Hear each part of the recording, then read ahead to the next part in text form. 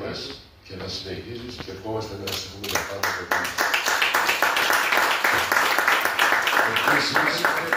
Γιατί τώρα εγώ θέλω να πω κάτι για αυτό το κύριο εδώ. Λίγοι το ξέρουν αυτή τη ιστορία. Εσύ το ξέρετε, θα σου πω. Εγώ πάει σε ΕΣΚΑ στην Ευρώπη. Το γνώρισε πρώτη φορά με το γιος του σε όλα αυτά τα ταξίδια που κάναμε στην Ευρώπη.